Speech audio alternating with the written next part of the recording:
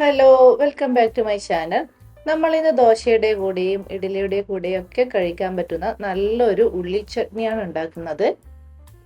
അപ്പോൾ ഇതുപോലെ ദോശയുടെ കൂടെയും ഇഡ്ഡലിയുടെ കൂടെയും ഒക്കെ കഴിക്കാൻ പറ്റുന്ന വേറെയും ചട്നികളുടെ വീഡിയോ ഞാൻ ചാനലിൽ മുമ്പ് അപ്ലോഡ് ചെയ്തിട്ടുണ്ട്. കാണാത്തവരുണ്ടെങ്കിൽ കാണണം.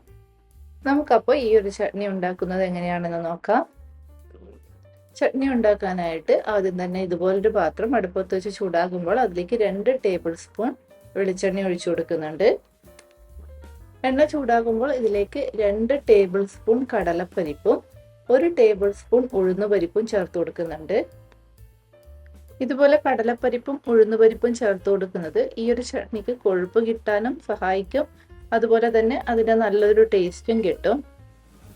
ഇനി ഇതിലേക്ക് എരിവിനായിട്ട് 2 വറ്റൽമുളക് കൂടി ചേർത്ത് കൊടുക്കുക. എന്നിട്ട് എല്ലാം കൂടി ഒന്ന് ചൂടാക്കി എടുക്കണം. കടലപ്പരിപ്പ് ഉഴുന്നുപരിപ്പൊക്കെ ഒരു ഗോൾഡൻ ബ്രൗൺ കളർ ആകുന്നത് വരെ ഒന്ന് ചൂടാക്കി എടുക്കണം. ഇനി ഇതിലേക്ക് നമ്മൾ 2 മീഡിയം സൈസ് സവാള ഇതുപോലെ ചെറുതായി എണ്ണത് ചേർത്ത് കൊടുക്കുന്നുണ്ട്. കൂടെ തന്നെ ഏകദേശം ഒരു 4 5 വെളുത്തുള്ളി അല്ലി കൂടി ചേർത്ത് കൊടുക്കുക.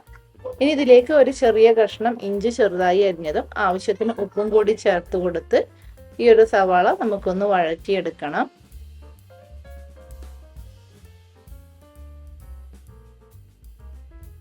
അപ്പോൾ സവാളയൊക്കെ ഒന്ന് വഴന്നു വന്നിട്ടുണ്ട്.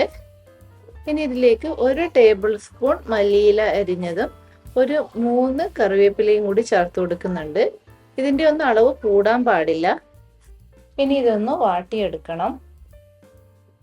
എല്ലാം കൂടി നന്നായിട്ടൊന്ന് വാട്ടിയെടുത്തതിന് ശേഷം നമുക്ക് സ്റ്റൗ ഓഫ് ചെയ്യാം.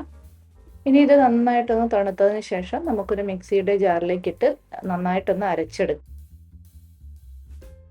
അപ്പോൾ ഇത് നമ്മൾ എല്ലാം കൂടി നല്ല പേസ്റ്റ് രൂപത്തിൽ അരച്ചെടുത്തിട്ടുണ്ട്. ഇനി ഇത് നിങ്ങൾക്ക് കുറച്ച് ലൂസായിട്ട് വേണമെങ്കിൽ കുറച്ചുകൂടി വെള്ളം ചേർത്ത് കൊടുക്കാവുന്നതാണ്. പക്ഷേ ഈ ഒരു ചട്നി ലൂസായി ഇരിക്കുന്നതിനേക്കാളും കുറച്ച് തിക്കായിട്ടിരിക്കുമ്പോഴാണ് ടേസ്റ്റ് കൂടുതൽ.